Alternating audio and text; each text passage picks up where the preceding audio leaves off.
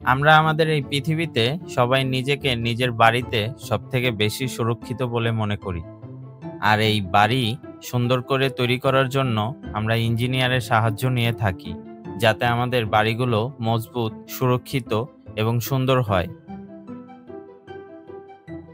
কিন্তু পাখি নিজেরাই এক অসাধারণ ইঞ্জিনিয়ার, যারা তাদের বাসা এমনভাবে তৈরি করে যা দেখে রীতিমতো আমরা সকলেই অবাক হয়ে থাকি। তাদের শিল্পকলা সত্যিই প্রশংসার যোগ্য। আর এই পাখিদের মধ্যে বিশেষ একটি পাখি হলো বাবুই পাখি। চমৎকার বনটে ঝুড়ির মতো বাসা তৈরির জন্য পরিচিত বাবুই পাখি। এই অসাধারণ নান্দনিক বাসা তৈরির জন্য বাবুই পাখির বাসা নিয়ে অনেক গবেষণা করা হয়েছে। আজ অবধি বিজ্ঞানীরাও বাবুই পাখির বাসা তৈরি করতে পারেনি। বাবুই পাখির এই নান্দনিক বাসা তৈরির বিশেষ সকল তথ্য নিয়েই সাজানো হয়েছে রহস্যের দরজার আজকের পর্ব। পৃথিবীতে ১১৭ প্রজাতির বাবুই পাখি রয়েছে। অনেকে বাবুই পাখিকে তাঁতি বলে থাকে। তাদের নান্দনিক ঝুলন্ত বাসার প্রবেশের সুড়ঙ্গ পথগুলো আঁকাবাঁকা হয়ে থাকে।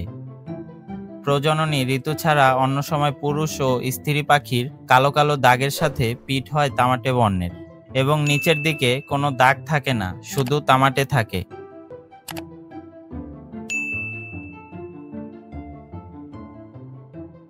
বাবুই পাখি দক্ষিণ এশিয়ায় এন্ডেমিক পাখি, কারণ এরা বাংলাদেশ, ভারত, নেপাল ও পাকিস্তানের ভৌগোলিক স্থানেই সীমাবদ্ধ।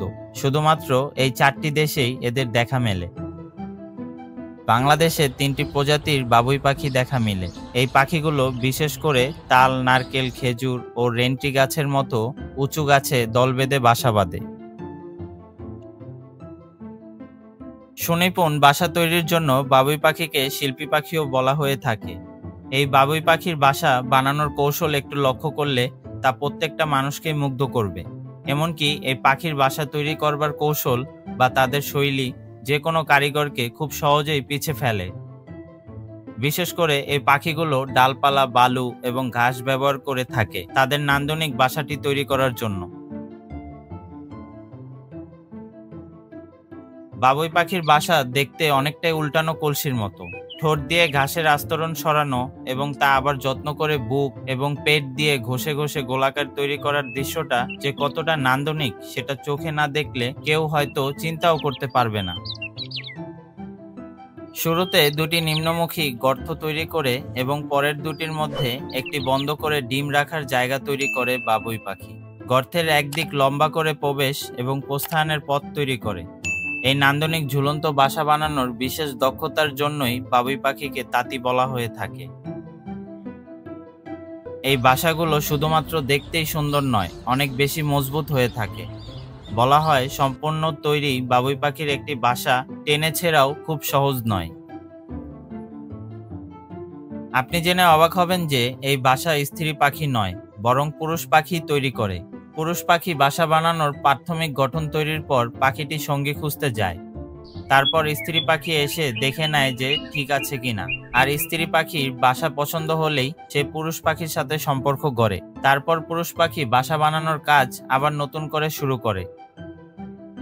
স্ত্রী বাবুই পাখির বাসা পছন্দ হলে বাকি কাজ শেষ করতে পুরুষ পাখির 4 দিন সময় লাগে।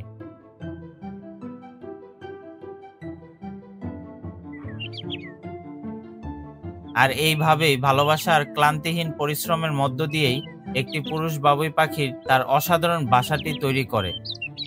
তবে বর্তমান সময়ে বাবুই পাখির বাসা আমরা খুব কম দেখতে পাই।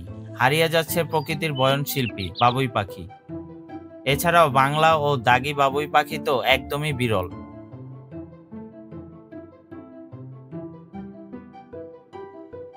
এই ছিল আজকের মতো। দেখা হবে রহস্যের দরজার পরবর্তী ভিডিওতে, আবার কোনো অজানা রহস্য উদ্ঘাটনে। সেই পর্যন্ত ভালো থাকবেন, সুস্থ থাকবেন আর রহস্যের দরজার সাথেই থাকবেন। ধন্যবাদ।